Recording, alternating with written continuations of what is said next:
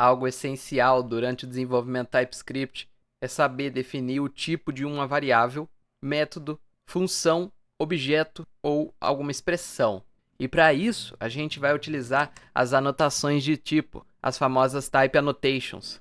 Essas anotações de tipo servem para definir para o nosso código qual é o tipo de uma variável, ou também função, método, objeto, etc. né? Vamos começar com o simples aqui.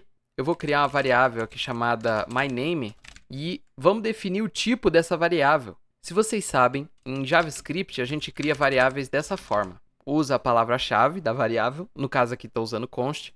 Depois o nome dessa variável, eu coloquei aqui de myName, o operador de atribuição e depois o valor. Mas em TypeScript a gente pode anotar o tipo dessa variável aqui antes de atribuir o valor, né? Então eu vou definir que myName é do tipo string. Então é só pôr dois pontos aqui na frente e depois o tipo dessa variável. Se eu defino aqui como number, olha só, o VS Code ele já está avisando aqui para a gente, ó, o tipo string não pode ser atribuído ao tipo, e aí se eu passo o mouse aqui por cima, ó, number. Então tudo a gente pode ver passando o mouse aqui por cima do erro, né? Ele vai mostrar certinho para a gente o que está de errado e aí basta consertar. Definimos que o tipo da variável aqui é number, a gente vai pôr um number, né? Coloquei aqui o nome de myVar, que eu vou colocar outros tipos aqui e vocês vão vendo, né? Então a gente tem os tipos primitivos, né? Que é string, number e boolean.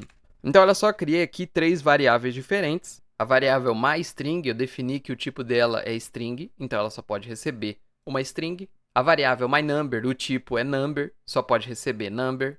A variável myBoolean é do tipo boolean, só pode receber um verdadeiro ou falso, né? Vamos supor que eu troque aqui os valores, ó, ao invés de myNumber receber 22, myBoolean recebe 22 e myNumber recebe true. E olha só, ele já está reclamando aqui para a gente que está errado. Ó. Se eu definir que a variável é do tipo number, eu não posso passar um booleano para ela. Se eu definir que a variável é do tipo booleano, eu não posso passar um number. Não só isso, mas nenhum outro tipo de valor. Definir como booleano, tenho que passar booleano, seja true ou false. Mesma coisa que com number. Seja 1, seja 2, seja 3, seja -1 ou seja infinity. Infinity aqui é considerado um número também. Ou seja também um none, né? Que é o not a number. Ele também pode ser considerado um número aqui no JavaScript, né? A gente tem um tipo aqui chamado any, que ele é qualquer, ou seja, pode ser qualquer tipo. Então, se a gente definir a nossa variável aqui como n, a gente pode passar uma string, um number, um booleano, um objeto, um array, uma função, uma data, até mesmo a classe anônima, né? Então ele pode ser qualquer coisa aqui, só que desde já, eu já venho alertar vocês que é recomendado nunca ter n nas suas tipagens aí do seu código, né? Porque isso aí vai tirar a clareza sobre qual é o tipo aí da variável, método, função, qualquer coisa aí que seja tipada no seu código, vai tirar o sentido completamente, né? Então, tente nunca usar n. Vão ser casos muito específicos mesmo que a gente vai utilizar isso aqui em contextos completamente abstratos, mas se a gente estiver criando aí códigos para os nossos projetos individuais, para os nossos sistemas, de preferência, tente sempre colocar a tipagem aí certinha do que vai ser cada um dos valores, né? A gente tem mais dois tipos aqui, que é o nulo, então essa tipagem aqui só pode receber nulo, e a gente tem o undefined também, que recebe undefined, né? Para que existe essas tipagens? Porque nem sempre a gente vai estar recebendo dados concretos aí, porque quando a gente trabalha com projetos diferentes, existem formas diferentes de obter dados, né? Seja do input do usuário, seja da requisição de uma API, seja a geração de um código, né? Então nem sempre os dados vão ser completamente concretos, né? Então a gente vai estar misturando aqui tanto o undefined quanto o nulo com outros tipos, como string, número, booleano. Então é por isso que eles existem aqui no TypeScript. E a gente tem mais dois tipos aqui, que é bem difícil da gente estar usando, né? Que vai ser o symbol. E a gente tem também o big int. Esses tipos de tipos são muito mais avançados, né? Então a gente não vai estar utilizando eles aqui durante esse curso, mas é bom deixar eles aqui para vocês saberem que existem, né? Bom, a sintaxe para definir o tipo aí de uma variável, vocês já sabem, né? Vamos criar aqui, ó, my name é do tipo string, recebe Rinco. Então, a sintaxe é simples, né? Na frente aqui da variável, a gente vai pôr 2 pontos e aí o tipo dessa variável. Isso vai acontecer também quando a gente for tipar parâmetros de funções, né? Então, eu posso fazer aqui um function, vou fazer aqui uma função de soma, né? Bem simples. A e B retorna A mais B. A gente pode definir qual é o tipo aqui dessas variáveis, colocando 2 pontos na frente dela, né? Então, A é do tipo number e B também, né? Do tipo number. E, se você quiser, você pode definir também o retorno aqui da função. Na frente dela aqui, ó, antes de abrir a chave, a gente põe 2 pontos e diz que ela retorna number. Então, se a gente chamar a função aqui, ó, eu posso passar o mouse por cima, ele vai mostrar certinho pra gente, ó, a função soma recebe A, que é do tipo number, B também do tipo number, e retorna um number. Então, em qualquer lugar do nosso código, a gente vai saber quais são os exatos parâmetros que a gente deve passar, qual é o tipo deles, e a gente vai saber o que a função vai retornar para a gente. Então, olha como o TypeScript ajuda não só a gente que desenvolveu o código, mas também, se a gente estiver fazendo uma lib, por exemplo, a pessoa que for utilizar a nossa lib, ela vai saber de forma muito fácil o que fazer com a função, né? Ela não vai precisar ficar lendo guias e diversas páginas aí de documentação para saber o que a função retorna, né? Se você definir com clareza aí o tipo e o nome aí dos parâmetros, né? Vai tornar o uso da função muito mais simples. Olha que legal. A gente pode definir que um parâmetro aqui vai ser opcional, colocando uma interrogação antes de definir o tipo aqui do parâmetro, né? Isso vai fazer com que, no momento em que a gente for executar a função, se a gente passar aqui, por exemplo, o myName, né, que eu defini ali em cima como Rinco, a função aqui ela não vai reclamar que a gente não está passando o segundo argumento, né, que é age, porque eu defini ele aqui como opcional. Se eu removo essa interrogação, agora ele se torna obrigatório. Então, olha só, 2 argumentos eram esperados, mas apenas um foi recebido. Então, se você quiser que a sua função aqui tenha argumentos opcionais, basta definir uma interrogação antes de definir o tipo aqui do argumento, né? Só que tem um aviso, né? Argumentos opcionais, você só pode definir argumentos opcionais se eles forem os últimos. Então, vamos supor que eu tenha aqui, por último, um parâmetro, que é do tipo booleano. Ele vai dizer aqui, ó, um parâmetro obrigatório não pode seguir um parâmetro opcional. Então, isso significa que ou todos os parâmetros aqui precisam ser obrigatórios, ou só o último. Então, se eu removo aqui, ele vai parar de dar erro. Ou eu posso tornar o isProgrammer também opcional. Então, se vocês notarem, esse é o padrão aqui de escrita da nossa função, né? Se a gente quiser que os parâmetros aqui sejam opcionais, eles devem ser os últimos. Então, por exemplo, se eu quero que o isProgrammer seja obrigatório, eu tenho que jogar ele aqui para frente, né? Então, ele vai vir para cá. E o age, ele vai ser o parâmetro final aqui, que é opcional, né? Então, essa é a regra aqui para parâmetros opcionais. Bom, não é muito comum a gente anotar tipos tão primitivos assim como strings, porque o próprio TypeScript ele vai fazer uma inferência de tipos.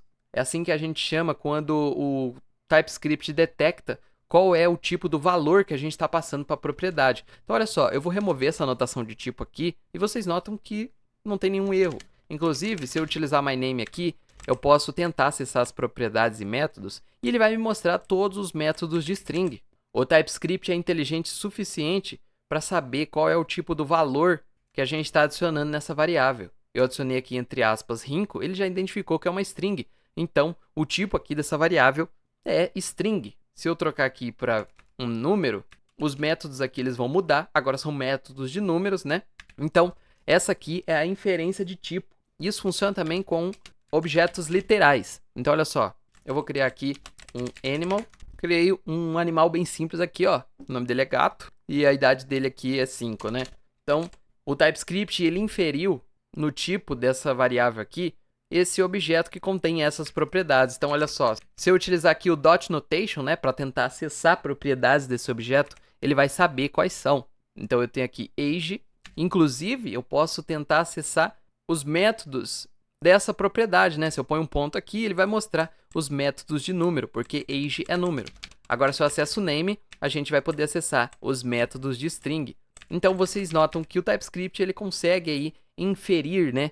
Ele vai definir qual é o tipo da nossa variável, dependendo do valor que a gente passar. E olha só, se eu passar aqui um array de números, o que a gente vai ter aqui agora vai ser uma variável do tipo numberArray, né? Um array de números. E aí com isso a gente tem aqui os métodos forEach, filter, né? Map, find e tudo mais, né? A gente pode criar aqui uma variável que é do tipo função de flecha, né?